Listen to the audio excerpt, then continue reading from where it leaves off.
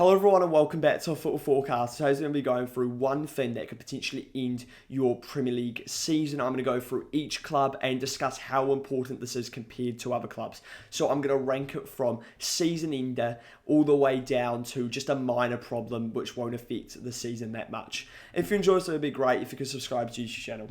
So I'm going to start with a club which actually sparked this video idea, and it was Manchester United. And why? Because of the players they are going to lose because of AFCON, and more specifically, that right-hand side of United. I've been really impressed with that right-hand side of United this season of Brighton, Bournemouth and Amad Diallo. But because of AFCON, Manchester United could potentially lose out on these players for up to 6 games.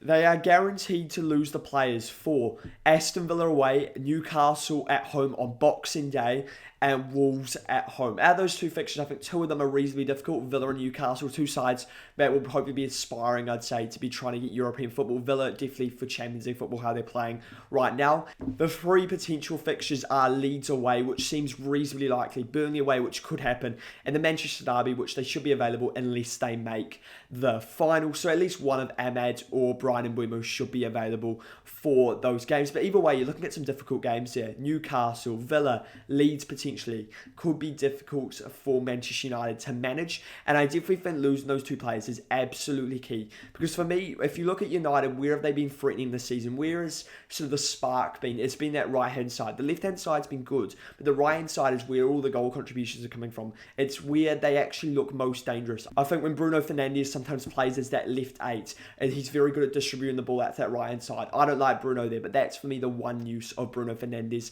a bit deeper, and I think without them, they're really going to miss them, because you're also looking at that and you go, who is Brighton Mbeumo's most natural cover? Probably Amad Diallo. So what happens then? Well, you probably have to play a Mason Mount maybe there. Maybe you play Bruno Fernandes further forward. You play Manu in the 8, something like that. But it's still not as threatening as Mbeumo, what Mbeumo can do, punishing in behind. I really think that he's so important.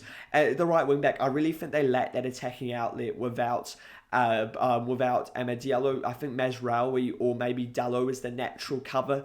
Dallo for me is terrible, as it really is, especially as a wing back. So I don't think that's nearly as effective going forward. And I think that's so important for United, and I think we're going to see a massive effect here.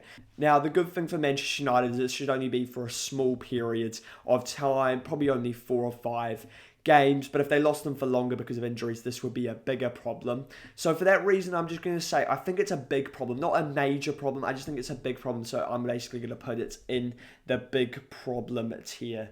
So then we've got Crystal Palace, and I think this is another very obvious one, fixture congestion. Fixture congestion is going to cause Crystal Palace some problems this season. Eventually, we've already seen sort of how it's been working with they're in the Carabao Cup quarter-final. So if you look at those fixtures then, they play Premier League, Europe, Carabao Cup in the space of sort of 6 or 7 days, then another Premier League game straight after. So this is going to be a problem for Crystal Palace at some point.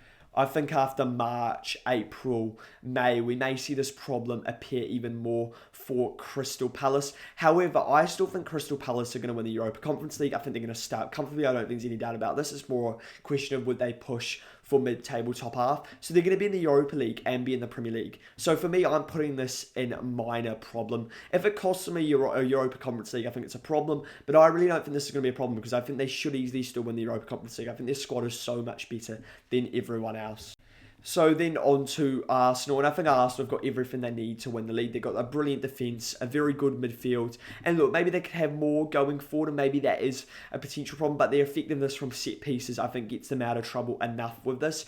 For me, the biggest problem for Arsenal is still just getting over the line. There's still no evidence to suggest that Arsenal can go on and get over the line. They've had lots of chances in cups and leagues, and they have failed time after time. I don't think this is a potential season ender, because I do actually think this time Arsenal will get over the line, at least win a cup, and then I think if they can win a League Cup or something, that will give them enough momentum to go on and win the league. I do actually think that is important. They target that cup, as I think that will give them the belief they need to win the league. For me, getting over that hurdle is all Arsenal really need to do to go on and win the league. So I'm going to put this in potential problem. I think Arsenal are going to win the league, so I don't think it's going to be a big problem this year. But I'm going to put it in potential because I'm just not so convinced yet that they've got enough to do what they need to do in those final 10 games. And if Manchester City are chasing them down, I'm still not convinced that Arsenal will be able to hold out. I just think they may collapse or fall under pressure once again.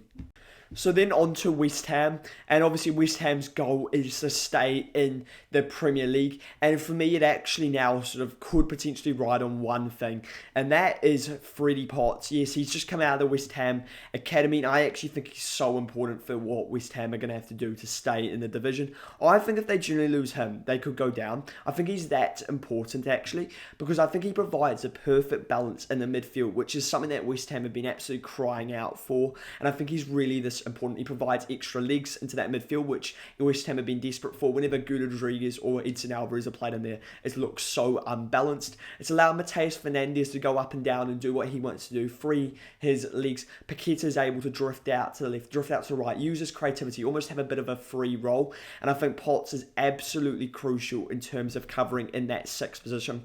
And this is so West Ham, isn't it? They get bailed out once again by a brilliant kid that comes through the academy. We've seen Rice, we've seen Noble, players like this do it in the past. Exactly what they do. And West Ham is sort of brought up on a club of academy players coming into that midfield, and we've seen it once again. Potts is absolutely essential and vital to what West Ham, I think, are going to do and ensuring they stay up. And for that reason, I am putting this in a season ender. If he gets injured or something happens to him, they are in real trouble. So then we're on to Liverpool, and I think this is quite simple with Liverpool. What is Liverpool's problem going to be going into this end of the season? Well, first of all, they're nowhere near where they need to be in the league. I think that is well established. But where I look at where Liverpool's problem is the fact that they've still only got 3 proper centre-halves fit. Ibu Konate, Virgil van Dijk, and Joe Gomez. Giovanni Leone has got an ACL injury, and Konate and Gomez are very injury prone. I don't think Slot trusts Gomez that much. And I think it's slightly due to his injury concerns if he has to bring Gomez in for games. And as we've seen with Joe Gomez in the past, he plays 5 games brilliantly and then he gets a knock. So I think this is where Slot is worried. And if Van Dijk goes down, you've got 2 injury prone centre halves you're relying. So where do you go then? You go to your Gravenberchs or your Endos. Well, Endo first of all, I don't trust that much at centre half. Ryan Gravenberch has done a good job at centre half, I think. But then you lose his effectiveness in the middle of the park. Very similar to that Klopp season, and for this reason I'm going to put this in a potential season ender. So then we're on to Bournemouth, and it was made very easy in terms of what was Bournemouth's potential problem for the rest of the season, and that is the fact that Antoine Semenyo has just been confirmed that he has a £65 million release clause which can be activated in January. So I wouldn't be surprised if your top clubs looking at that, and if that gets activated, this will cause Bournemouth some problems because he's been a huge threat for Bournemouth this season. He's an excellent player off that left-hand side, and he's just an absolute threat, and I think if they lose him, they could have some issues.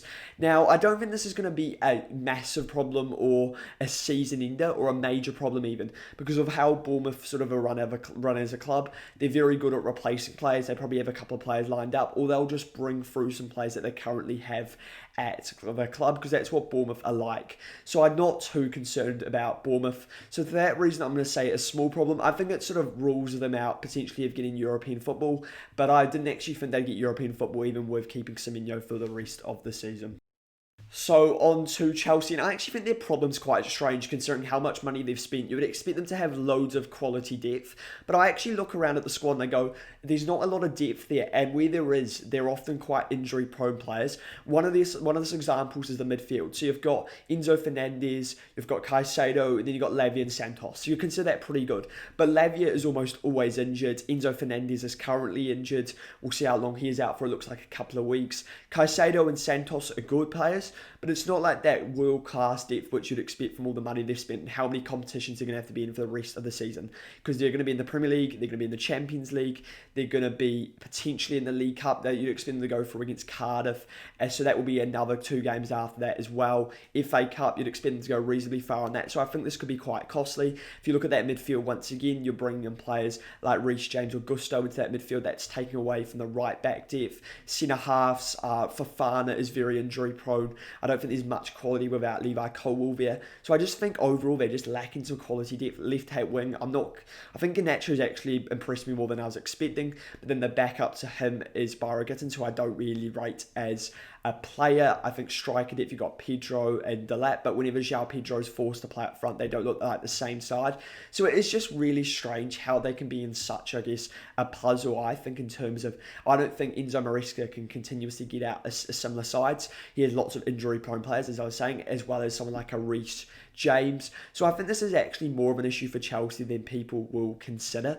I think that their first 11 is actually really good. I think when you bring Cole Palmer back into that side, you have a midfield of Enzo, Caicedo, Palmer.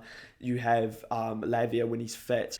But the problem with this is that I feel like the first 11 is never always fit. And this means that you're forced to go to your bench where you're often calling on inexperienced players that you've spent a lot of money on. So you're sort of forced to play them. But they're not actually good enough yet. And they're more players for the future. And this comes back to sort of the Chelsea strategy, which I know, look, they've won a Club World Cup. They're starting to progress in the right direction, you could argue. But I still don't think it's been successful. You've still spent £2 billion, sold some quality players.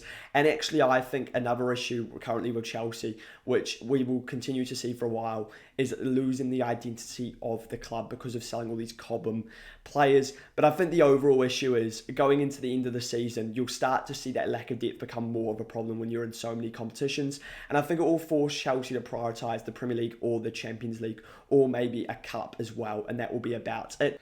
Because what they did last time is they just rested for the Europa Conference League and then used the first team in the Premier League. You won't be able to do this in the Champions League. And when the fixtures are even more frequently, when players are starting to sort of tire at the end of the season, we're going to see this be a real problem for Chelsea. And I think that, and I'm going to put this in a big problem. So then on to Burnley. I think it's quite obvious Burnley are going to have their troubles this season. I still expect them to very much go down. I know they're outside the relegation zone and they're showing some signs that maybe they could stay up, but I still think the sides like Forest and West Ham are starting to head in the right direction. West Ham, as already mentioned, with Potts coming into that side, and with Sean Dyche starting to stabilise Nottingham Forest as a club. So I think they'll eventually get dragged into it. It's Burnley. And I actually think a compounding issue could be the fact if they get into that dogfight, that scrap, Scott Parker's got a real lack of experience in terms of keeping sides up. He's failed twice now. So with Bournemouth, for Bournemouth, he sort of left after 3 games, and then Gary O'Neill came in and just kept the club up basically after Scott Parker basically saying it's impossible. So you'd have to consider that a failure on his part for the fact that he didn't really give it a go. So I think that is a problem. But I think the other issue is that he failed with a very good Fulham side and keeping them up with Lookman, players like Anderson. I am going to put this, though, in minor problem because I think they're going to go down anyway, and I think that this isn't going to change a lot. I don't think the fact that Scott Parker's really got experience in keeping sides up is really going to make a huge difference for Burnley season. So then on to Brentford, and they're just a club that continue to just do what they do every year, which is they may sell their best players, they may have the lowest budget in the league, but they just find a way to just keep finding good, talented players and bring them into sides in a good system. And that's what they've done this year. They currently lie 12th place in the Premier League, and it is difficult to find a weakness because they're not a side that's going to be aspiring for top 4 for Europe, and they're not going to be a side that looks like they're going to be worried about relegation. So either way, it feels like it's going to be a pretty minor weakness.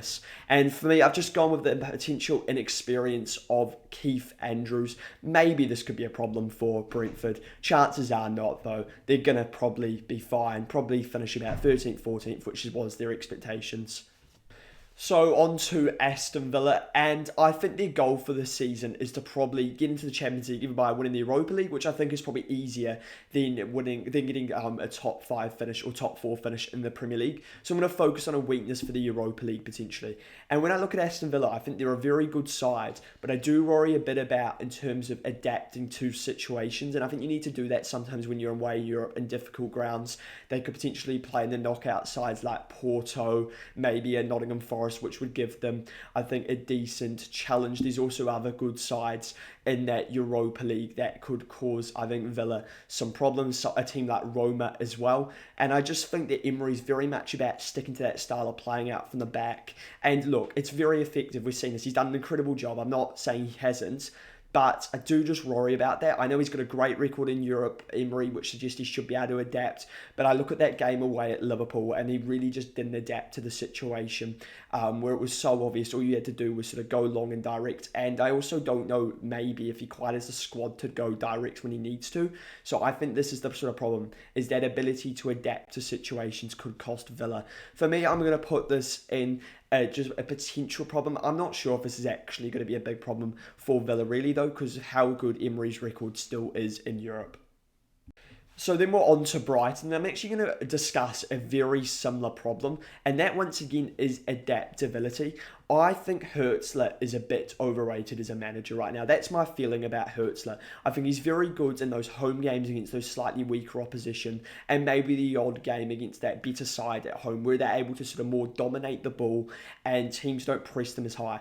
But as soon as they come up against those sort of better sides, which I think their goal should be to push for Europe this season, because I think they've got a very good squad, they get themselves into trouble, and I think this is partly due to Hurtzler refusing to change once again. Similar issues to Unai Emery. A big example of this for me was that game against Manchester United, where it was so obvious that playing out for the back wasn't working. In certain games you can adapt, in certain games away from home it may work, but when it's not clearly working and it's costing you clear goals, your defenders are making clear mistakes, you need to make changes. And I was really disappointed with Brighton, especially in that game, and I think this could be a problem that exists for the rest of the season, and it'll be a reason why I think they fall short of expectations and finish more mid-table than near Europe.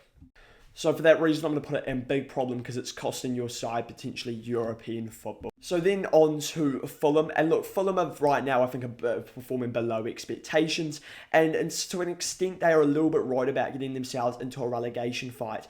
I think the next 4 fixtures could be really defining for Fulham's season in terms of, are they more thinking about, okay, how far can we finish up the table than roaring about to getting relegated? Because if you look at Fulham's next 4 fixtures, they have Sunderland at home. Now, they need something from that, I think, to sort of give them that confidence. But if they lose to Sunderland, then they have Spurs away, which, look, you can get something at Spurs away right now. So once again, I think that's a crucial fixture. Manchester City away, you'd expect nothing from, and Palace away, I mean, that's an incredibly difficult fixture. But after this, then they have Burnley away. And I think if Fulham don't pick up enough points, then they'll be roaring about this fixture, because Burnley have picked up points against some of those sides around them so far this season. You look at the Sunderland, the Leeds, I think they'll have belief going into that game.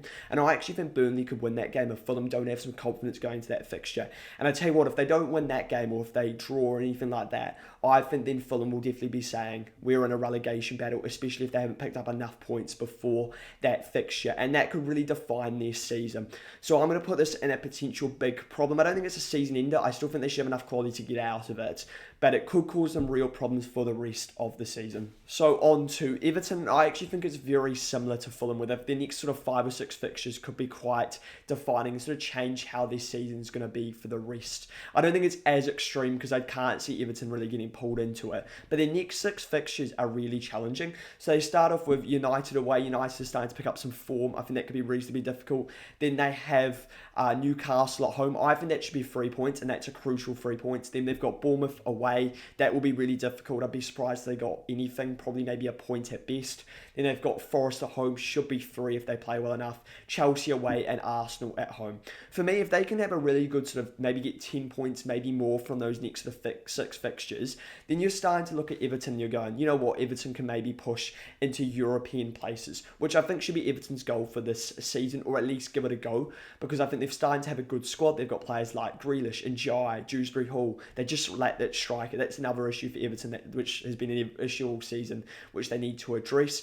But these next 6 fixtures are incredibly difficult, I think, overall. If they can get through those 6 fixtures and still sort of be around sort of where they are or just slightly better, then I think we're starting to look at Everton, we're going, there's a general chance for Europe. If they have a really bad period, maybe they only pick up a couple of points, maybe 3 points, then they will be actually in a relegation battle properly. They'll probably be only about 3 points above sort of the relegation zone. So for me, this is crucial, this period of time. This could define sort of how we look at Everton and how Everton sort of deal with the next part of this season. I'm going to put this in a potential problem for Everton, not a big problem like Fulham, because I think they're nowhere near sort of going down, and really Everton and Fulham are more of a chance right now. So then we are on to Leeds, and I am once again looking at the manager, Daniel Farke. There is no doubt there are problems with Leeds right now, and I think Farke's done an alright job so far. I think he's made some mistakes, but I don't think he's been the biggest problem. I think as we get closer, and maybe Leeds maybe get themselves into a bit of dogfight there. Right now, they'd probably be good if there's a chance they can stay up, I think, by the end of the season. I think you're going to be pointing blame at Farke. I think he should have been sacked when they actually went up, because I think that he had no chance of really keeping the squad in the league, and I think they were better off getting a Dyche in at the start of the season, and I think this will cost them eventually the longer they keep Farke in the job. I don't think he's good enough. I don't think he has the experience. It's similar to Scott Parker in terms of keeping a club up. We've seen this with Norwich, where he had 2 goes of it, went down twice, and was pretty pathetic altogether, and then he'll probably cruise the championship. I'm going to put this in small problem because I think they go down either way, and I just think maybe with... So then we are on to Spurs, and there's no doubt that there's some positives to take from Spurs this season so far under Thomas Frank. They look a lot more defensively solid, and they do look like a better side, but there's still 2 issues that continue to cause Spurs problems. First of all, I don't think they're a great side going form. They're pretty poor to watch, and the home form is a problem. And both of those, I think, have the same issue, and that is just a lack of creativity in the Spurs side right now. And with Kulusevski coming back, we're about to see, is it a Frank / a sort of a system problem, or was it the fact that he didn't have that creative player like a Dejan Kulusevski? I think the next sort of couple of months are really going to define that, and this could be a potential issue for Spurs if Kulusevski comes back and Spurs are still struggling to create chances, because then you have players like Kulusevski, Xavi Simons. You should start to create chances. Look, Maddison is still out, but you've still got some quality there.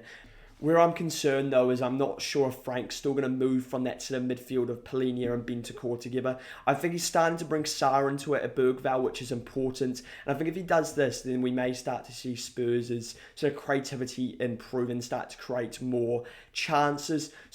So for this reason, I'm going to put it in a potential problem. If Kulusevski comes back and Spurs are still struggling to create enough chances, then this is an issue for Frank. And I wouldn't be surprised if this is more of the issue, because look, he did a great job at Brentford, but at Brentford, teams used to attack him. He didn't have to worry too much about breaking down sides. Now he's with Spurs, it's sort of changed. It's more about breaking down teams. And look, you can be pragmatic against certain sides. I think that's something that he's done very well at against the higher quality opposition. He's been able to be a bit more defensive, but especially at home and against those lower sides, you're going to have to go at teams more. We saw this against Wolves, they really struggled. We saw this against Chelsea at home, where you needed to be attacking against a side like Chelsea. I know they're a quality side, but in a London derby like that game was, you're expected to go at them, and they really didn't. They only had 3 shots. So this is going to be a really defining, I think, for Spurs. So onto the side that is completely defying expectations so far this season. That, of course, is Sunderland. And I think in terms of a weakness or what could affect the rest of the season, it's pretty obvious. It's AFCON. Everyone knows this going into it. They signed 7 African players in the summer, and they already had 2, so that means they have 9 at the club that are African, which could potentially be going to AFCON, and this is going to be a problem for a club like Sunderland, who to an extent lack depth, but I don't think it's as big a problem as some people are making out. And why? Because only 3 of those players are actually, I think, in the current starting 11. You look and you go, Siddiqui, Diarra and Ronaldo are the 3 that are sort of in the starting 11. Apart from that, they basically retain the whole squad. Now, where's the issue is the midfield. I think without a player like Siddiqui or Diarra, they're going to be a call on youngsters like Chris Rigg, but Rigg is a talent and we'll see how good he can be. But you still have Granit Xhaka in there. You can still go to someone like a Dan Neil. So there's still players that Sunderland can use in that sort of midfield,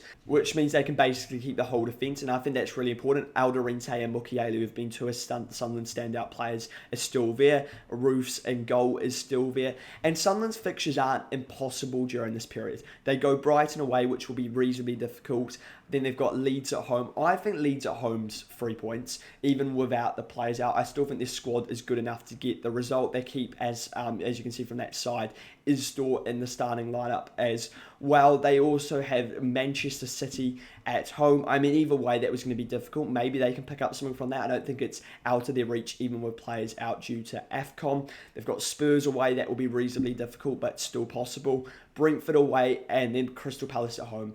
As there's so many players out on duty, they'll gradually come back after the 3rd game. So from the 4th game to the 6th game, you'll start seeing players come back. So they'll be hoping that your Diarras, your Siddiquis, your Ronaldos really go out of AFCON quite early so they can have them back in the squad. So yeah, overall, I don't think this is going to be a massive issue as people are making out for Sunderland. Look, it's still going to could cost them European football. I'm going to put this in small problem because I still think they'll finish about 10th. I don't think that will really change. Maybe they finish 12th. It doesn't really matter. It will be a couple of places either way. It's not going to affect them getting relegated. It could affect them getting Europe, but my gut feeling right now is Sunderland still reasonably far away from Europe. So then we've got Nottingham Forest. I don't think there's much talking about the Premier League in terms of a weakness or something going into the season, because I don't think anybody's expecting them to get any further than sort of 13th, 12th place right now. So I think it's more worth talking about what could be a potential weakness or a problem for Forest in the Europa League. Because with Sean Dyche, he lacks experience. He's only ever made it to the playoff round with Burnley, which getting there was really impressive, but they didn't get that far. They went out to Olympiacos, so didn't make the group stage of the Europa League. So I think that is a problem, is maybe lack of experience in Europe for Sean Dyche. And I think in some ways, when you appoint Sean Dyche, to an extent, you're throwing it away. I feel like another manager, for example, maybe not sacking Nuno, may have done more in Europe than a Sean Dyche. And I think that lack of experience, a little bit tactically inept in terms of if he has to chase a game, for example, if they go sort of 3-1 down in one league and then having to respond and score quick goals in the second league, I'm not sure if Sean Dyche is quite up to do that. And I think they're not really that focused in general, Forest, on getting into Europe. So I think that is a weakness, is the lack of experience in terms of the players, but also the more key Sean Dyche in Europe. In terms of where I'm going to rank this, I think the Forest board would say, it's a small problem that we have, or a little problem to deal with. But if you look at Forest's expectation for the season, it was to finish as high as they can in the Premier League and probably win the Europa League. So I'm actually put this in big problem, because it means that you can't really, I don't think, achieve what you actually set out to do at the start of the season. So then on to Newcastle United. And look, I think they've had so many problems so far this season. Two of the main ones are fixture congestion away from home form. Where I think they could have another one, though, is potentially Eddie Howe being sacked. I could see at some point the Saudi Arabia owners going, you know what, we want to be further up the table than where we currently are. We need to go in, we need to get a new manager. I think this is the wrong call, because I think the squad that they currently have very much suits Howe's sort of style of football, work rate, pressing, and I don't know if you're going to find a manager better than him at that right now that's available. I also think that Eddie Howe has done a superb job with Newcastle. I think he sort of turned the fans around in terms of what they believe and what they believe they can achieve, and I just think that this would be the wrong decision, and they shouldn't go anywhere near this until at least the end of the season. And at the end of the season, you might be able to sort of revamp the squad, add some more sort of attacking quality, some more technical players, because a lot of the players that Howe has aren't that technical. You look at like players that start living like Joe Linton, that sort of player, Harvey Barnes, your Jacob Murphys. They're not that high quality players, but they work in a very specific system. So I think this would be a massive mistake. And I think it could potentially happen around December, January, where there's lots of fixtures. There's games where they should be winning. If they can't find a way to sort of get wins together during that period of time, they're going to have real problems. I'm going to put this as a big problem, because I think you could end up sacking Howe and you bring in an even better manager who just turns you around. So that's why I'm not putting it in season ender, because it could end up all right.